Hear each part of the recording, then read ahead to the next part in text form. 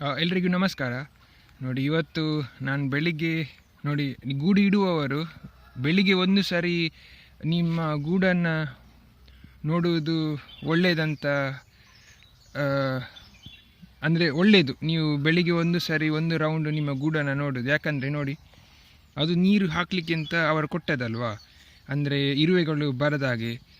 ಹಾಗಾದರೆ ಇಲ್ಲಿ ನನ್ನ ಗೂಡಿನಲ್ಲಿ ಫುಲ್ ಇರುವೆ ಇತ್ತಾಯ್ತಾ ಬೆಳಿಗ್ಗೆ ಅಂದರೆ ಈಗ 10 ನಿಮಿಷದ ಮುಂಚೆ. ಹೇಗೆ ಅಂದರೆ ನೋಡಿ, ನೀರು ಇತ್ತಾಯ್ತಾ, ಅದೇ ನೀರಿದ್ದು ನೋಡಿ ಆ ಕಪ್ಪು ಮತ್ತು ಆ ರಾಡಿದ್ದು ಮಧ್ಯದ ಗ್ಯಾಪಲ್ಲಿ ಇರುವೆ ಬಂದಿದೆ ಎಲ್ಲ. ನೋಡಿ, ಇವರು ಹೇಳೋದು ಒಳ್ಳೆ ಇದು, ಅಂದರೆ ISI ಬಾಕ್ಸ್ ಫುಲ್ ಸೇಫ್ ಹಾಗೆ ಅಂತ ಹೇಳ್ತಾರಲ್ಲ. ಅಂದರೆ ಸೇಫ್ ಉಂಟು, ಆದರೆ ಮಾಡುವವರು ಇದೆಲ್ಲ ತಪ್ಪು. ನೋಡಿ, ಆ ಮಧ್ಯದಲ್ಲಿ ನೋಡಿ ಇರುವೆಗಳು ಆ ಗ್ಯಾಪಿನಲ್ಲಿ ಕೆಳಗಿಂದ ಬರ್ತವೆ. ಈ ನೀರು ಹಾಕಿದ್ದು ಸುಮ್ಮನೆ. ಇದು ಇಲ್ಲಿ ನೋಡುವಾಗ ಇದು ಮ್ಯಾನುಫ್ಯಾಕ್ಚರಿಂಗ್ ಡಿಫೆಕ್ಟ್. ನೋಡಿ, ಇರುವೆಗಳು ಎಲ್ಲ ಆ ಮಧ್ಯದಿಂದ ತೂತಿನಲ್ಲಿ ಬರಲಿಕ್ಕೆ ಸಾಧ್ಯ. ನೋಡಿ, ಅಂದರೆ ದೊಡ್ಡ ಇರುವೆ ಬರಲಿಕ್ಕೆ ಆಗೋದಿಲ್ಲ ಆಯಿತಾ. ಇದು ಚಿಕ್ಕ ಇರುವೆ ಎಷ್ಟೇ ಗ್ಯಾಪ್ ಇದ್ದರೂ ಅದರ ಮಧ್ಯದಿಂದ ಬರ್ತಾ ಉಂಟು. ನೋಡಿ, ಇದೇ ಆಗೋದು. ನಾನಿವತ್ತು ಬೆಳಿಗ್ಗೆ ಬರಲಿಲ್ಲ ಆದರೆ ಈ ಗೂಡಿನಿಂದ ಎಲ್ಲ ಹೋಗುವ, ಅಂದರೆ ಏನೂ ಆಗ್ಬೋದು, ಎಂತ ನನಗೆ ಹೇಳಲಿಕ್ಕೆ ಆಗೋದಿಲ್ಲ. ಆದರೆ ನೋಡಿ, ಎಲ್ಲರೂ ಲೈನಲ್ಲಿ ಬರ್ತಾ ಇದ್ದಾರೆ. ಅವರಿಗೆ ಒಳ್ಳೆಯ ಚಾನ್ಸ್ ಸಿಕ್ಕಿತಂತ ಈಗ ಎಲ್ಲರೂ ಬರ್ತಾ ಉಂಟು. ಇದು ಕಪ್ಪು ಇರುವೆ ಆಯಿತಾ, ಅಂದರೆ ಇವುಗಳು ತುಂಬ ತೊಂದರೆ ಕೊಡ್ತವೆ ನಮಗೆ ಸಹ. ಹಾಗಾಗಿ ನಾನು ಹೇಳೋದಷ್ಟೇ, ನೀವು ಬೆಳಿಗ್ಗೆ ಬಂದು ಒಂದು ರೌಂಡು ಬೆಳಿಗ್ಗೆ ಮತ್ತು ಸಂಜೆ ಬಂದು ನಿಮ್ಮ ಗೂಡಿನ ಸುತ್ತ ಬಂದು ನೋಡಿ. ನೀವು ಎಷ್ಟೇ ನೀರು ಹಾಕಿದರೂ ಎಷ್ಟೇ ಗ್ರೀಸ್ ಹಾಕಿದರೂ ಇರುವೆಗಳು ಹೇಗೂ ಬರ್ತದೆ.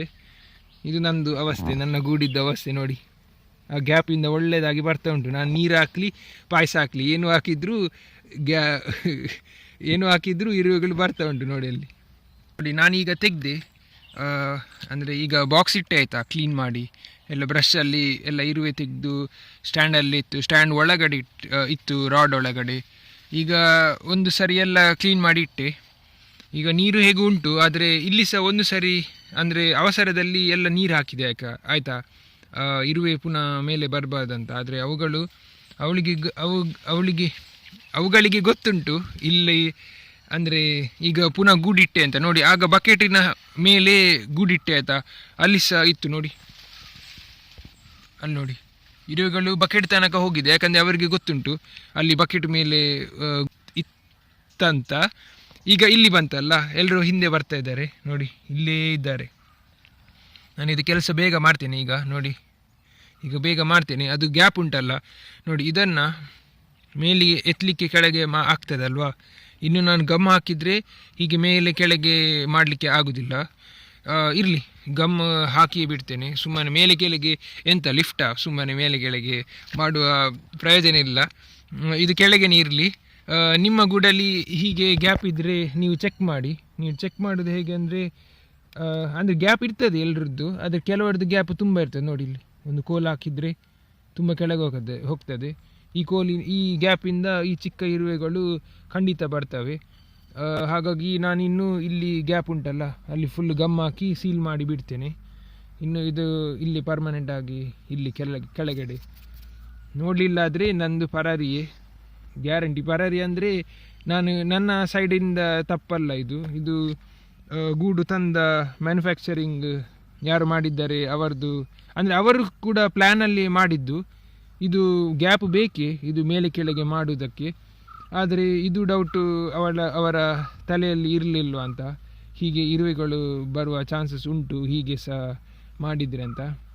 ಹಾಗಾಗಿ ಇಷ್ಟೇ ಹೇಳೋದು, ನೀವು ಯಾರು ಸ್ಟ್ಯಾಂಡ್ ಮಾಡ್ತಾ ಇದ್ದೀರಿ, ನೀವು ಇದನ್ನು ಪರ್ಮನೆಂಟಾಗಿ ಫಿಕ್ಸ್ ಮಾಡುವ ಹಾಗೆ ಸ್ಟ್ಯಾಂಡ್ ಮಾಡಿ. ಇದೆಲ್ಲ ಮೇಲೆ ಕೆಳಗೆ ಲಿಫ್ಟ್ ಎಲ್ಲ ಮಾಡೋದು ಸುಮ್ಮನೆ ವೇಸ್ಟ್. ಇರುವೆಗಳು ಹೇಗೆ ಸಹ ಬರ್ತವೆ. ಇರುವೆಗಳಿಗೆ ಹಾರಾಡಲಿಕ್ಕೆ ರೆಕ್ಕೆ ಇಲ್ಲ. ಅದು ಇದ್ದರೆ ಇದು ಸಹ ಬೇಡ, ಎಂಥ ಸಹ ಬೇಡ, ಸೀದಾ ಇಲ್ಲಿಂದ ಮೇಲೆ ಡೈರೆಕ್ಟ್ ಬರ್ತವೆ. ಆಗ ಜೇನುಗೂಡು ಮಾಡುವ ರೀತಿಯ ಬೇರೆನೇ ಇರ್ಬೋದು. ಇರಲಿ, ಇವತ್ತಿಗಿಷ್ಟೇ ನಾನು ಹೇಳೋದು. ಇದೊಂದು ಒಳ್ಳೆಯ ಕಲಿತ ಪಾಠ. ನಿಮಗೆ ಸಹ ಗೊತ್ತಿಲ್ಲದಿರ್ಬೋದು, ಈಗ ಗೊತ್ತಾಯ್ತಲ್ವ. ಹಾಗಾಗಿ ನಿಮ್ಮ ಗೂಡನ್ನು ಸೇಫಾಗಿ ಇಡೀರಿ. ಆಯಿತು, ಹಾಗಾದರೆ ಧನ್ಯವಾದ. ನಿಮ್ಮನ್ನು ಇನ್ನೊಂದು ವಿಡಿಯೋದಲ್ಲಿ ಭೇಟಿ ಆಗ್ತೇನೆ. ಆಯಿತು.